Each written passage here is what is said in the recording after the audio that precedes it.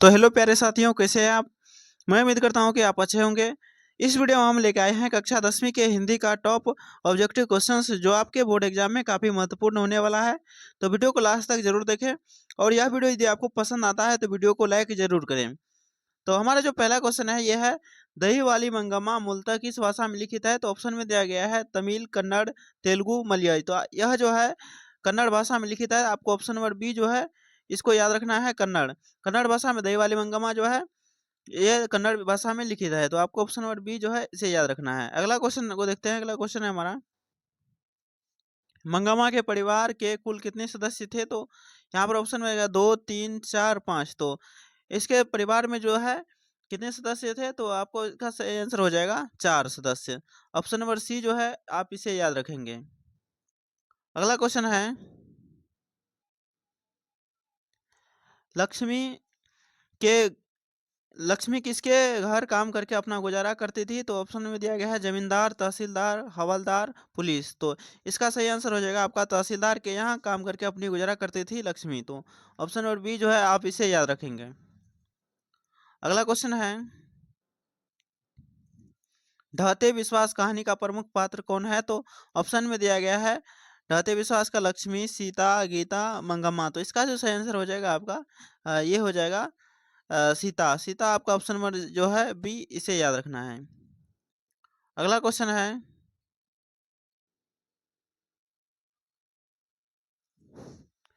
अगला क्वेश्चन है, ढहते विश्वास कहानी में कहाँ के जनजीवन का चित्रण किया गया है। तो यहाँ पर जो ऑप्शन में दिया गया है यह उड़ीसा, बिहार, गुजरात, मध्य प्रदेश। इसका सही आंसर हो जाएगा आपका उड़ीसा का ऑप्शन नंबर जो है ए, इसे आप याद रखेंगे। अगला क्वेश्चन है, मंगू के अलावा उसकी माँ की कितनी संतानें थी। तो ऑप्शन में दिया गया 2, 3, 4, 1। तो यहाँ पर जो आपका सही आंसर हो जाएगा ये हो जाएगा 3। मंगू के अलावा उसकी माँ को कितनी संतानें थी। तो 3 संतानें थी। तो आपको ऑप्शन नंबर बी जो है इसे आप याद रखेंगे। अगला क्वेश्चन है,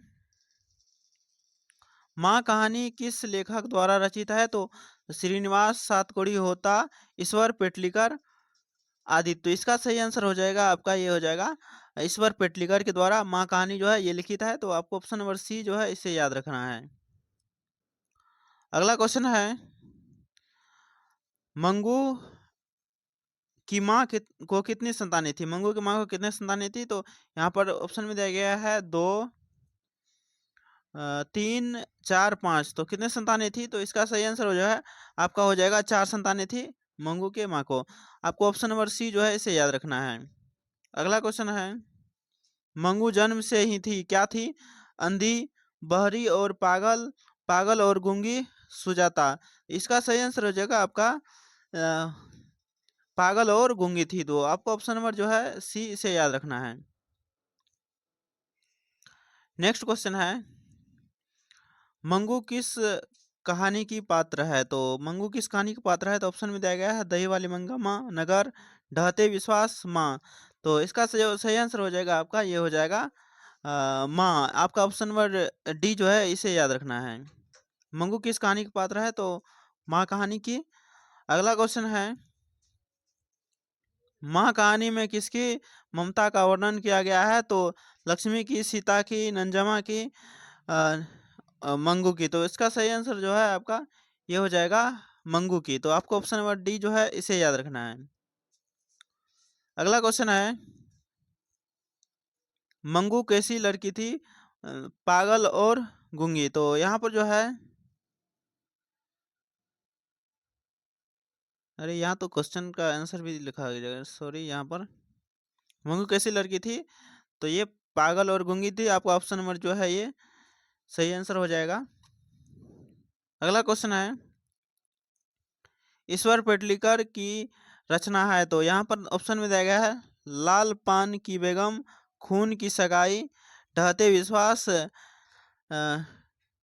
सिरचन। तो इसका सही आंसर हो जाएगा आपका यह है आपका खून की सगाई। आपको ऑप्शन नंबर ए जो, सॉरी, आपको ऑप्शन नंबर बी में दिया गया खून की सगाई, ये आपका जो है सही आंसर है। इसलिए ईश्वर पेटलिकर का जो है रचना यह खून की सगाई, इसे आप याद रखेंगे।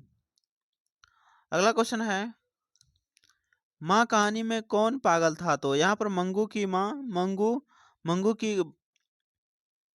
काय भाई, सॉरी यहाँ पर मंगू की बहन। तो इसका सही आंसर जो है ये हो जाएगा आपका, मंगू ही पागल थी। तो आपका जो ऑप्शन नंबर बी ये सही आंसर हो जाएगा। तो इसे आप याद रखेंगे। अगला क्वेश्चन है, पपाती को कौन सा रोग था? पपाती को कौन सा रोग था? तो यहाँ पर जो है ऑप्शन में दिया गया है टिटनेस, हेजा, कैंसर, मेनिनजाइटिस। तो आपका सही आंसर हो जाएगा ये मेनिनजाइटिस जो है ये आपका सही आंसर हो जाएगा। पपाती को जो है मेनिनजाइटिस रोग था। तो आपको ऑप्शन नंबर जो है इसका डी इसे याद रखना है, मेनिनजाइटिस। अगला क्वेश्चन है, नगर कहानी किस लेखक द्वारा रचित है? नगर कहानी जो है किस लेखक के द्वारा रचित है? तो ऑप्शन में दिया गया है ईश्वर पेटलीकर, सात कोड़ी होता, सुजाता, श्रीनिवास। तो ये है किसके द्वारा रचित है? तो ये है सुजाता के द्वारा। सुजाता आपका ऑप्शन नंबर सी में दिया गया है, आप इसे याद रखेंगे। नगर कहानी जो है यह सुजाता के द्वारा रचित है। तो ऑप्शन नंबर सी आपका सही आंसर हो जाता है। अगला क्वेश्चन है, नगर कहानी किस भाषा से अनुदित है? तो यहाँ पर उड़ीसा उड़ीसा तमिल, गुजराती, कन्नड़। तो यहाँ पर जो है आपका सही आंसर हो जाएगा, ये हो जाएगा तमिल। तमिल जो है आपका ऑप्शन नंबर बी में दिया गया है, आप इसे याद रखेंगे। नगर कहानी जो है किस भाषा से अनुदित है? तो ये तमिल भाषा से अनुदित है। ऑप्शन नंबर बी जो है आपका सही आंसर होगा। अगला क्वेश्चन है, पपाती की उम्र क्या थी? तो यहाँ पर 10 वर्ष, 11 वर्ष, 12 वर्ष, 14 वर्ष। तो कितना वर्ष थी की थी पपाती? तो ये हो जाएगा आपका सही आंसर, ये 12 वर्ष की थी। आपको जो है ऑप्शन नंबर सी इसे याद रखना है। इस प्रकार का क्वेश्चन जो है आपके बोर्ड एग्जाम में काफी बार पूछा जा चुका है और इस बार भी ज्यादा संभावना है पूछने का। तो आप इसे ध्यान में जरूर रखेंगे। अगला क्वेश्चन है, पपाती डैश डैश कहानी का पात्र है? तो यहाँ पर ऑप्शन में दिया गया है ढहते विश्वास, नगर, माँ, धरती। तो यहाँ पर जो है आपका सही आंसर ये हो जाएगा 19 का, ये हो जाएगा नगर। आपका ऑप्शन नंबर जो है बी, इसे याद रखेंगे। अगला क्वेश्चन है, नगर किस भाषा की कहानियां है? तो किस भाषा की कहानियां नगर? तो उड़िया, तमिल, कन्नड़, गुजराती। तो किस भाषा की है? इसका सही आंसर हो जाएगा आपका तमिल भाषा की है, इसको आप याद रखेंगे। ऑप्शन नंबर बी इसका सही आंसर हो जाएगा। अगला क्वेश्चन है, पपाती किसकी बेटी थी? तो यहाँ पर जो है मदुरे, पपाती, कोलकाता, सॉरी यहाँ पर ऑप्शन में ही गलती कर दिया है। पपाती किसकी बेटी थी? तो इसका जो सही आंसर हो जाएगा आपका ये हो जाएगा मदुरै की। आपका ऑप्शन नंबर ए जो है ये सही आंसर हो जाएगा।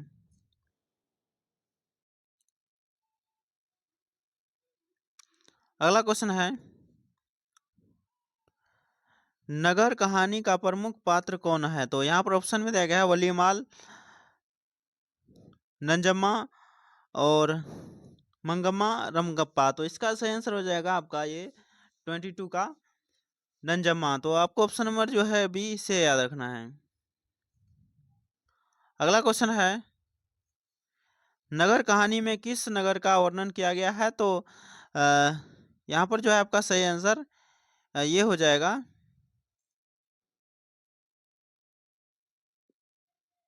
किस नगर का वर्णन किया गया है? यहाँ पर तो ऑप्शन गलती है।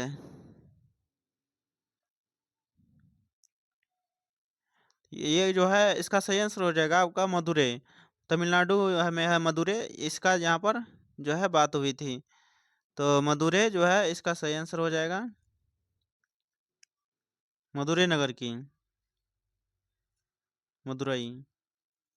अगला क्वेश्चन को देखते हैं, सुजाता का जन्म कहाँ हुआ था?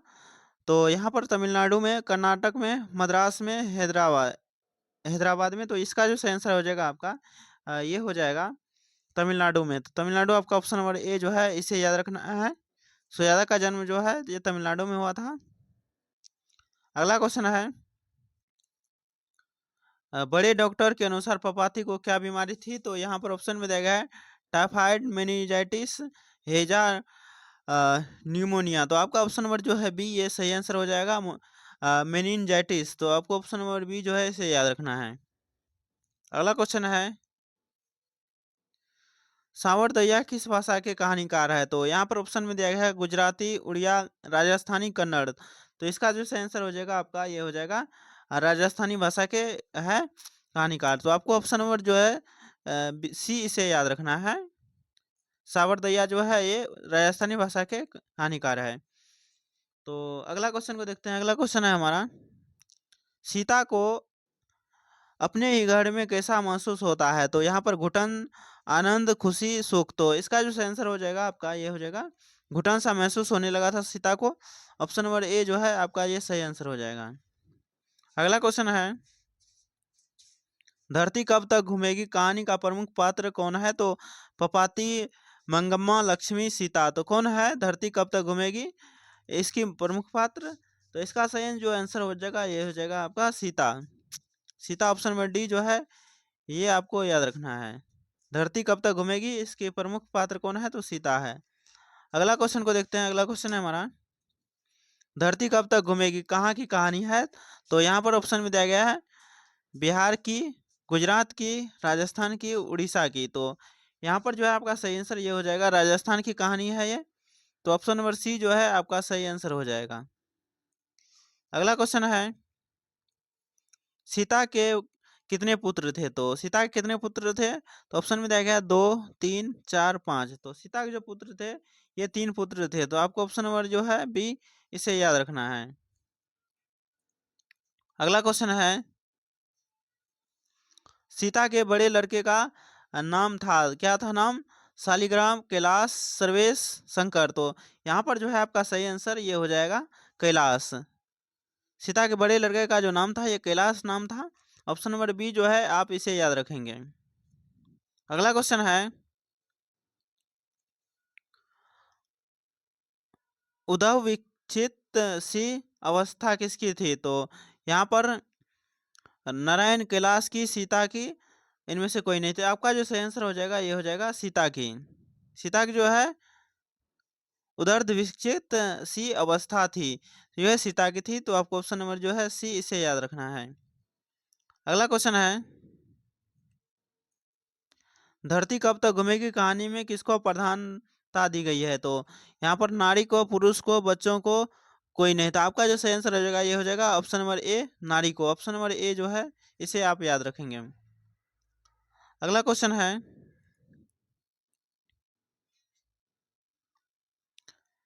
अगला क्वेश्चन है, धरती कब तक घूमेगी कहानी में किसे महसूस होने लगा था कि आकाश अनंत है? तो यहाँ पर पुष्पा को, भंवरी को, बिज्जू को, सीता को। तो यहाँ पर जो है आपका सही आंसर ये हो जाएगा सीता को। ऑप्शन नंबर डी जो है इसे आप याद रखेंगे। तो यहाँ से हमारा क्वेश्चन होता है खत्म। तो यह क्वेश्चन जो है आपके बोर्ड एग्जाम के लिए काफ़ी महत्वपूर्ण है। ये काफ़ी वीवीआई क्वेश्चन है, तो आप इसे ज़रूर याद रखेंगे। और यदि आप इसका पीडीएफ रिवाइज करना चाहते हैं तो हमारे डिस्क्रिप्शन बॉक्स में दिया गया है लिंक, वहाँ से आप टेलीग्राम ग्रुप ज्वाइन करके वहाँ से आप इसका पीडीएफ भी वहाँ से रिवीजन कर सकते हैं। तो मिलते हैं अगले वीडियो में, तब तक के लिए जय हिंद। वीडियो देखने के लिए बहुत बहुत धन्यवाद।